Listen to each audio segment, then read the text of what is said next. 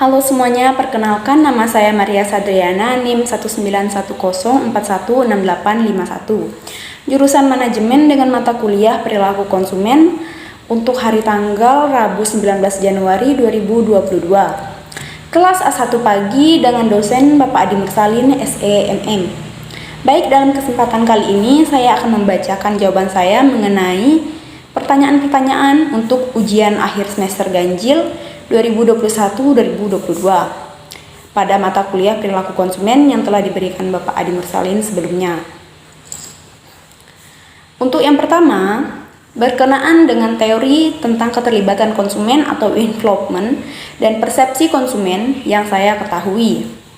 Di sini, keterlibatan konsumen merupakan tingkat kepentingan pribadi yang dirasakan individu untuk mengkonsumsi barang, jasa, dan gagasan. Ada beberapa faktor yang mempengaruhi keterlibatan konsumen, antara lain jenis produk yang menjadi pertimbangan, karakteristik komunikasi yang diterima oleh konsumen, lalu karakteristik situasi di mana konsumen berada. Lalu kepribadian konsumen.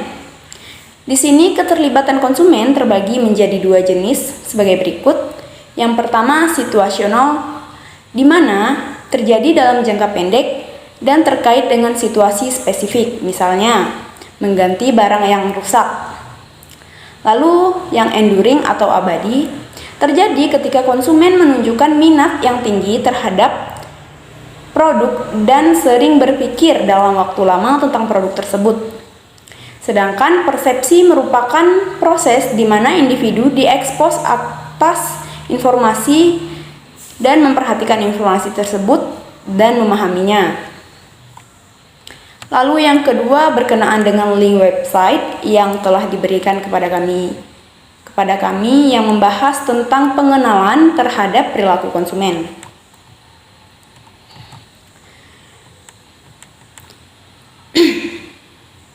Di mana dalam pembahasannya menyampaikan bahwa perilaku konsumen merupakan studi tentang individu atau kelompok terhadap proses pemilihan, pembelian, penggunaan, dan pembuangan produk atau jasa yang termasuk juga tanggapan emosional, mental, dan perilaku terhadap suatu produk. Ada 3 faktor yang dapat kita pelajari berkenaan dengan hal yang mempengaruhi perilaku konsumen. Yang pertama, faktor pribadi, di mana meliputi keterkaitan dengan opini yang dipengaruhi oleh demografi seperti budaya, usia, gender, dan lainnya. Lalu yang kedua, faktor psikologi, di mana respon terhadap pesan dari pemasar atau promosi dari suatu produk bergantung pada persepsi dan sikap dari individu itu sendiri.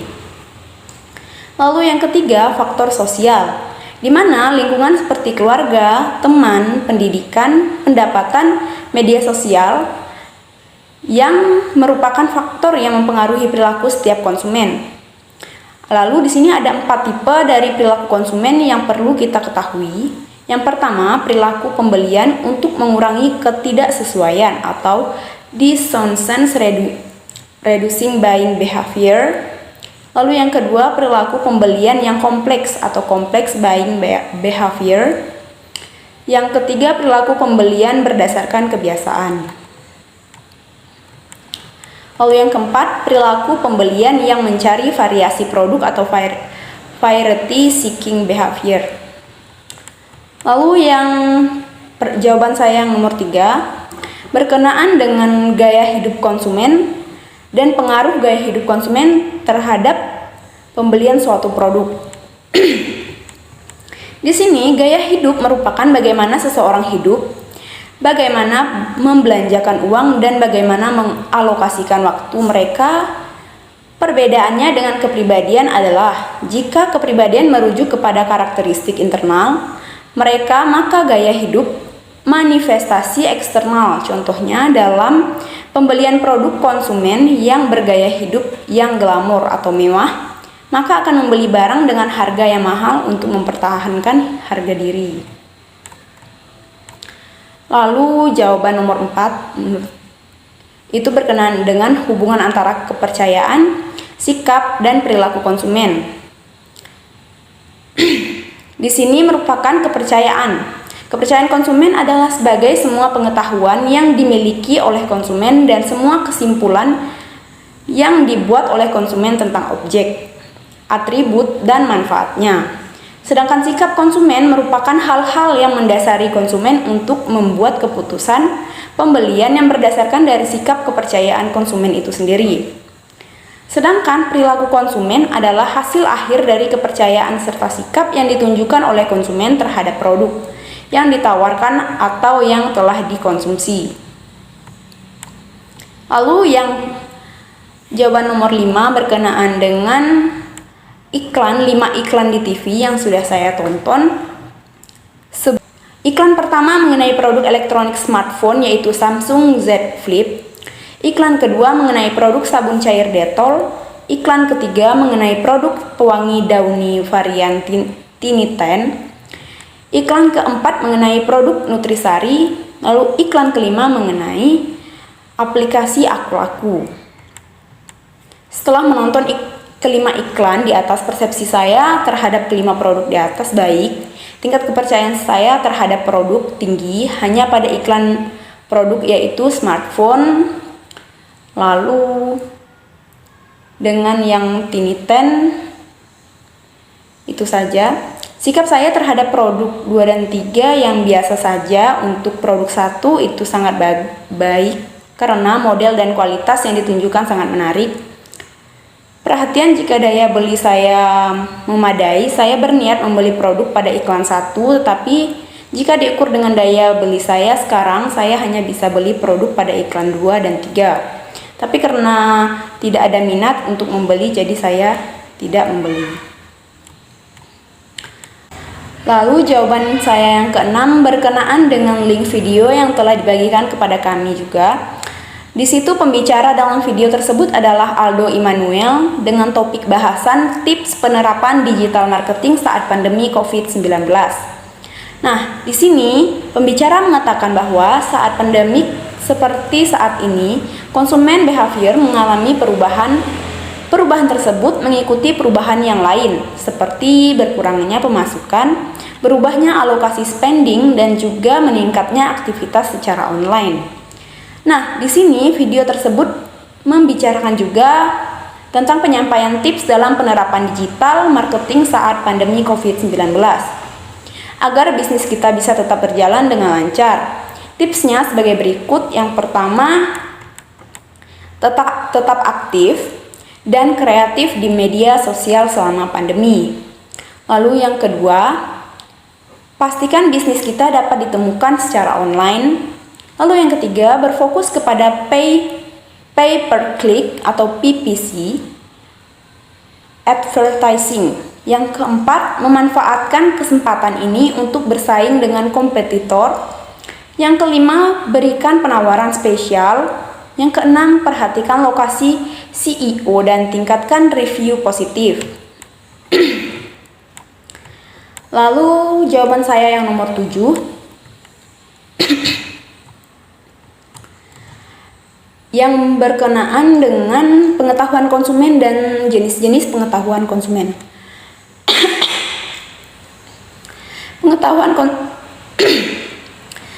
Pengetahuan konsumen adalah semua informasi yang dimiliki konsumen mengenai berbagai macam produk dan jasa, serta pengetahuan lainnya yang terkait dengan produk dan jasa tersebut, dan informasi yang berhubungan dengan fungsinya sebagai konsumen.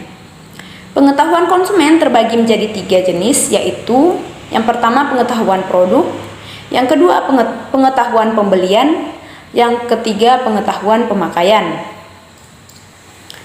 Lalu jawaban saya yang ke-8 berkaitan dengan generasi Z, yaitu generasi yang lahir pada tahun 2000-an. Yang dilansir dari BBC, generasi Z adalah generasi yang masih muda dan tidak pernah mengenal kehidupan tanpa teknologi, sehingga terkadang disebut sebagai iGen.